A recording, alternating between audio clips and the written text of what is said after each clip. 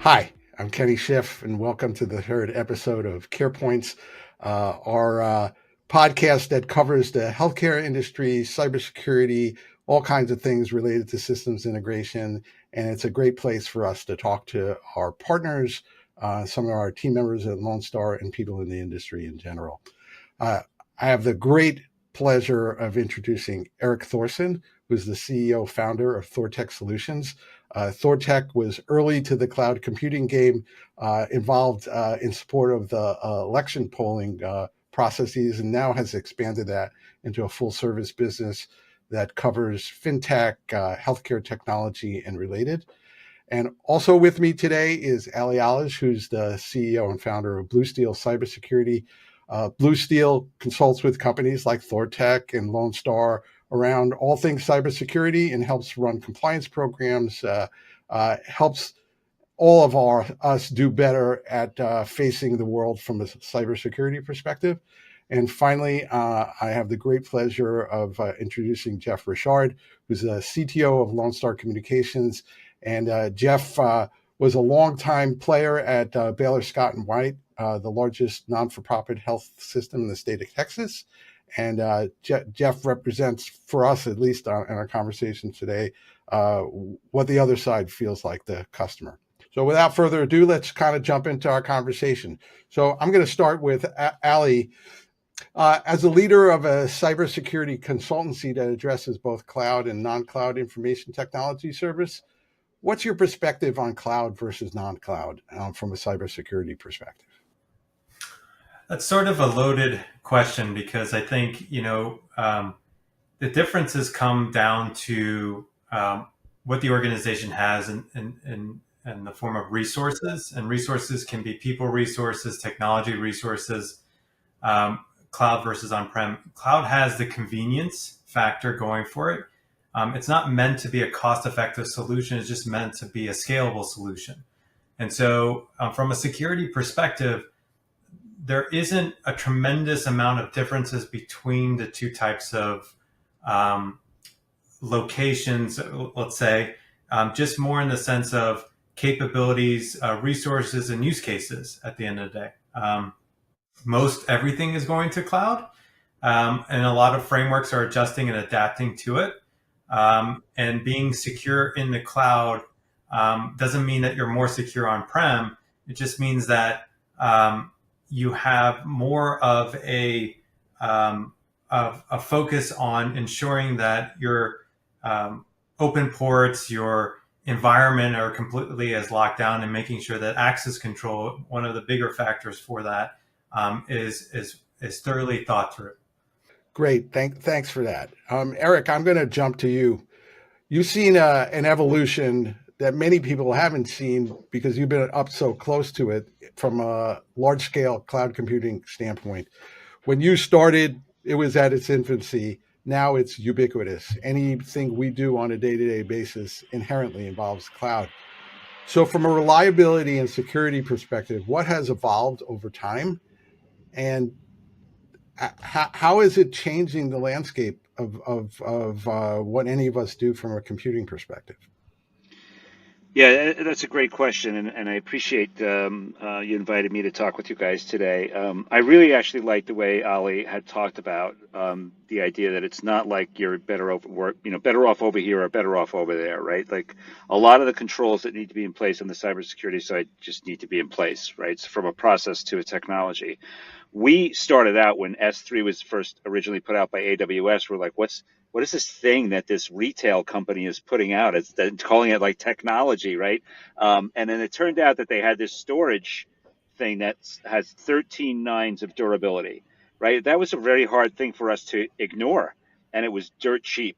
And so we're like, wow, we're putting our backups over there, right? And that was sort of this beginning of watching what AWS was doing, which I would argue was more about innovation and a pace of innovation and enabling businesses to not only to compete with competitors, but like if you're not there now, it's hard to keep up with your competitors because of the pace of innovation.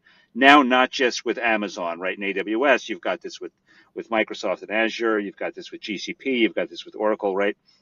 So yes, the other question, which is about like, are they really up to the task of dealing with compliance industries, right? Whether that's fintech or healthcare, right? So it's interesting to think about it because I think it is important to go back to that initial question, like, am I safer with an on-prem solution, right? And the answer to that, I believe, is that the same controls you have to have in place, the same staff, the same expertise, the same process really needs to be solved regardless of whether you're in the cloud or you're on-prem, right? And so when you start with that kind of assumption, now you get into this place of sort of like, okay, maybe I can compare where these things are going.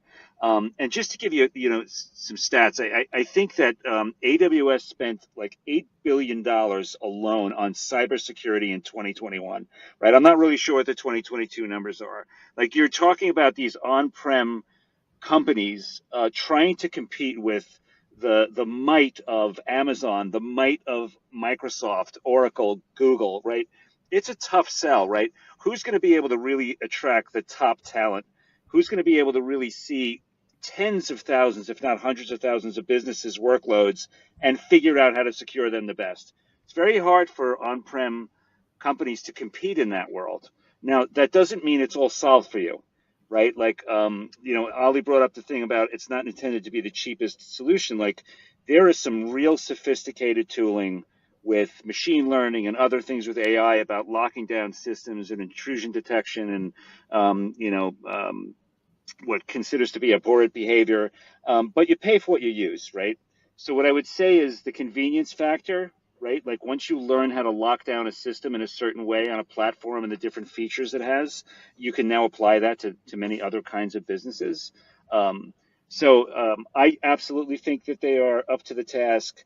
You've got you've got Epic, you've got Cerner, you've got, the who's who of healthcare running on these platforms now, both in Azure and AWS, and obviously, Oracle with Cerner.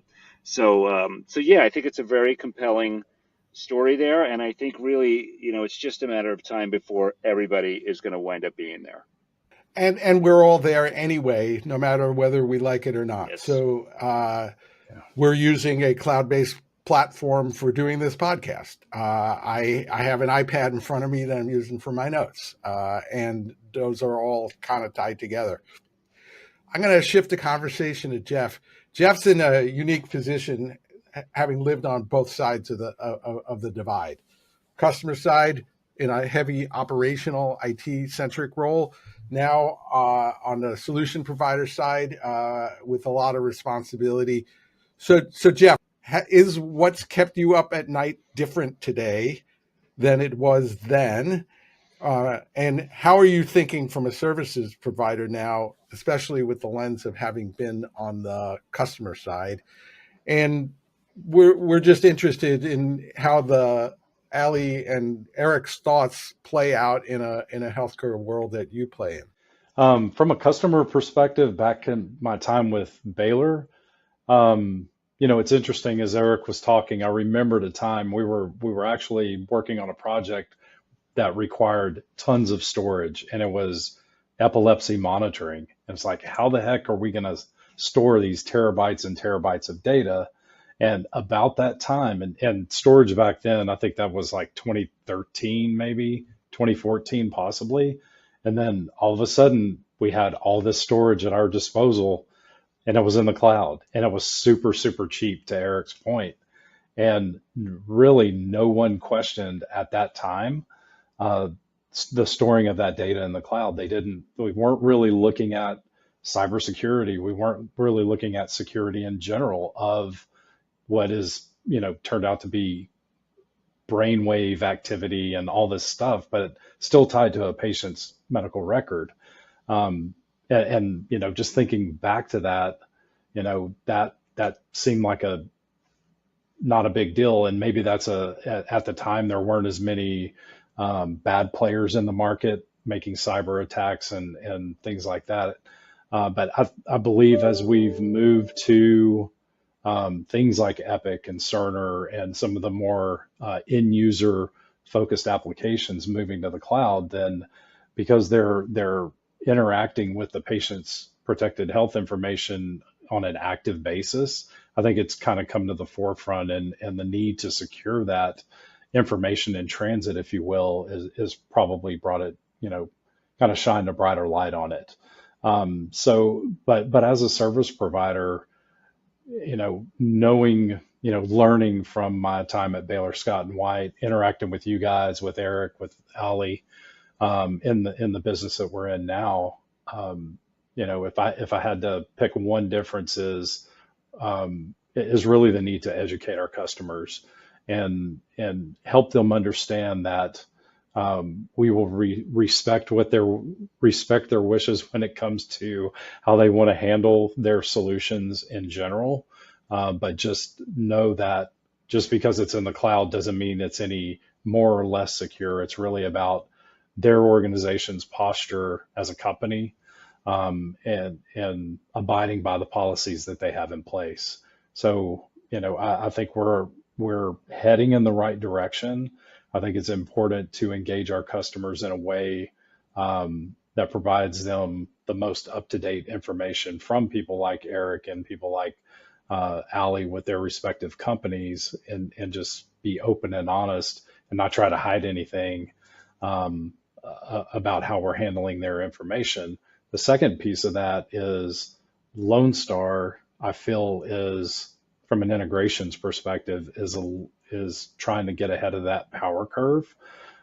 We get more and more risk assessment requests or security assessment requests for something as simple as renewing a service contract, and that is becoming more and more frequent. So, from a company, Lone Star company perspective, we're making huge efforts to improve our security posture and be able to speak and demonstrate intelligently to our customers about what that posture looks like. And there's a collaborative vigilance that all the people on this call have to be involved with. We're caretakers here, not at a human level in the same way that a hospital would be, but we're caretakers of the customer's data and their processes. So we have to have a kind of unified framework, and it's ongoing. And I would say we're not at the beginning of our journey, but it's a journey that is going to go on for a long time. I'm going to shift my attention to Ali, and I'm going to ask you about PHI. So I have a good friend who's a former CEO of a large concern in the healthcare tech space, and he's advising a customer that's in the virtual care solution business about some aspects of their platform, and the provider, the solution provider, is really nervous about PHI. And in fact, they're going to great lengths to somehow avoid it. But at the end of the day, their solution really would be greatly enriched by PHI. So, Ali, and then, the rest can chime in too. How would you advise the solution provider if you were my friend? I kind of look at this a little bit differently, sort of taking the security hat off and just more on, business liability, right? It comes down to value proposition on the data. If the data proves to be something that would greatly enhance the product and the solution, and the risk and the liability of holding that data makes it worthwhile, and I'll get into what worthwhile actually means, but if it's worthwhile, then it's worth investigating it. There's a lot of issues, not only from a security perspective, but privacy, confidentiality, that when you're holding sensitive information like that, there are a lot of layers to it. In our world, compliance is looked upon as one measure. It's just a benchmark as to what to practice, and compliances are SOC 2, ISO 27001. But they're not necessarily the end-all be-all when it comes to protecting data. There are a lot of layers, you mentioned the word journey. It is a journey, nonetheless, of introducing better practices in terms of holding the data, encrypting it, ensuring that whenever it leaves, it's done so encrypted in transit. There's and if it's a platform like a SaaS application, how does the software handle the data? How does it interact with the systems that are behind there? There's a lot of questions. And, when you say advice, the advice is that proceed with caution, understand the value proposition around it. But if the value is there, then there are a lot of ways to pursue this, a lot of ways to roadmap this, to have that value proposition come to life. And really provide the end result that's needed.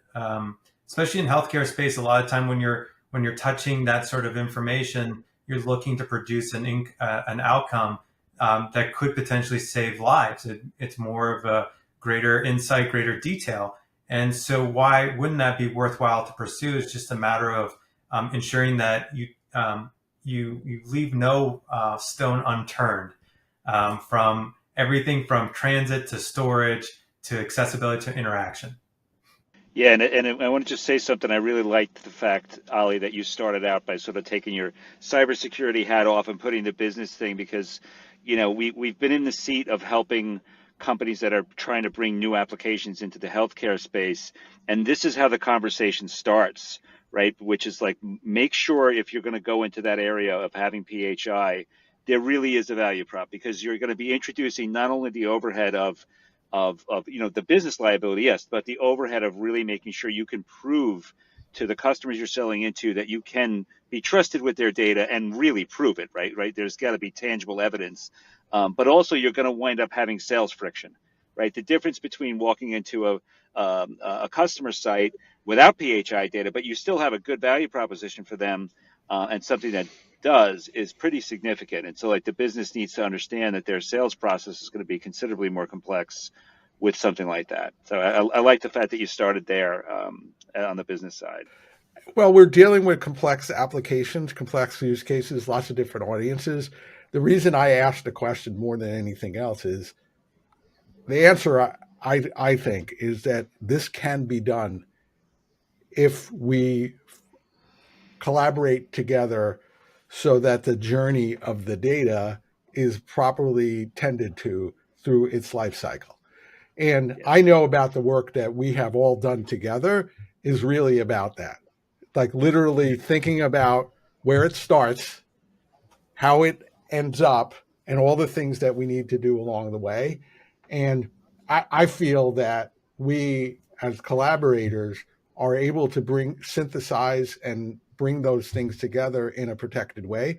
And in general, we too have shied away from PHI, but there's great value in that PHI, which I'll throw it to Jeff. I know he has some ideas about that. Oh, lots of ideas, and I think Ali and Eric's position are great, or their statements are great. What came to mind is, from a value proposition, having been in healthcare IT for quite a while and seen some of the evolution with Epic getting better and better and doing more things, and really becoming the source of truth for many healthcare organizations.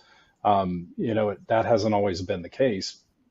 10 or so years ago, we had disparate systems that were connected by all kinds of interfaces, all in an effort to eliminate the need to manually populate patient data, right? And transcribe data from system to system, which introduces the opportunity, or creates the opportunity for errors to be made that can ultimately lead to negative clinical outcomes or negatively impact the patient in some form or fashion. So, back to the conversation with about the value proposition, that is, in my opinion, a risk or a conversation that should be had with healthcare or customers in the healthcare environment as to which risk are you willing to take, and what is really the benefit that you're looking for. So I agree with you, Kenny. Absolutely a way to do this. And I would argue that even, if we really talk about saving lives, the the ability to transmit data from, an emergency situation like out in the field pre-hospital, in a way that gives visibility to emergency departments or trauma teams or whatever the case may be, increases the likelihood of a high quality outcome for the patient. Yeah, and it's all a matter of the customer being well educated enough to understand the things that need to be happening, and for them to be in a position to properly evaluate solution providers and work with them to ensure that that journey is adequately protected and has the safeguards necessary to deliver the solution. Which will lead me to my last question, which is a toss up. So all of us on this call have had to participate in customers' due diligence for both traditional and software as a service application-based services. How can we make that process better for both customers and healthcare delivery organizations? Um, Allie, you've had to answer a bunch of those questionnaires. I think I feel like right now, and Jeff made a good point. Back then, when we're worried about acquisition and storage of data, there was less concern on security. Now we're in a time where security is a concern, but you from my perspective, you see a lot of misguided misdirection efforts, which comes in these forms of questionnaires. The questionnaires, when you look at them from a cyber nerd like me, I look at those and I can see 4 or 5 compliances are being sort of regurgitated onto a piece of paper. And I think ultimately, where I have seen success, and we deal with our fair share of organizations that panic when they get these sort of requirements, both from a customer and from a vendor perspective. The reality is having the conversation as to why this is important from both sides, and to understand what are we dealing with. It's sort of focusing the care on what is it that we're actually ultimately doing here, and what is it that we're ultimately protecting. That will contextually tell us how do we solve this problem of liability, of data loss prevention, and work together as a team. I think in security we use the term firewall a lot, but I think in terms of the human aspect of how we do these partnerships in real life, shouldn't have a firewall if there's an interested value proposition on the solution that meets the customer's request. And I think that bridge can happen on collaboration on security protocols that make sense in terms of what is being handled. And so I guess the short answer is conversation to collaborate on a direction that ultimately yields the best results for both sides. Yeah, as opposed to getting a kind of checklisted Excel spreadsheet form thrown over the wall that doesn't have any real meat on the bone that somebody got from somebody else or is given to them by somebody responsible for managing compliance on that customer's behalf. Exactly. Eric, Jeff, you want to add anything to that? I was going to say, it's Kenny, you and I have been working together for a long time about this, right? And when these things come up, and what I would say too is, like, from our seat in helping startups and vendors who are trying to get into this space, it's very different than 10 years ago. So, and the reason I bring that up is, like, it was we got to get a thing out the door. I only got this much money. Let me get an MVP. Oh, I got a security assessment, and then it's like panic. What am I going to do? There's so many controls now, particularly on these cloud platforms, where you can go in there and sort of say, I can't use anything that's not compliant with, whatever the compliance offering is. And you don't necessarily have to go too far with it. And what that winds up doing is that the developers get thrown into this world before they've built anything, right? Where they can't actually make, like, what I'd say are egregious mistakes. Now, I'm not trying to be hand wavy and say that solves everything that when, a guy like Ollie walks in there and does an audit, it doesn't solve everything, but it really eliminates that sort of fear factor of when you're building out a solution, whether it's a new feature in an existing system or it's a brand new product, that if you're following some of these rules that you can't break, like, it won't even allow you to, have data that's not encrypted in transit and at rest, right? It will throw an error. The developer can't even do it, right? And so those kinds of things, when you get those questionnaires, you're like, okay, I know I'm covered of this, at least this foundational thing. And then you can, have a whole bunch of things that you check off. Then it's like, okay, let me go back to the customer and have a conversation about why all these other things are on there. There's some, Jeff, there's so much to that. You want to finish up? That's interesting. I think, again, to Eric's point, I think a lot of it is education with the customer. But to Ali's point, it needs to be a dialogue from both sides.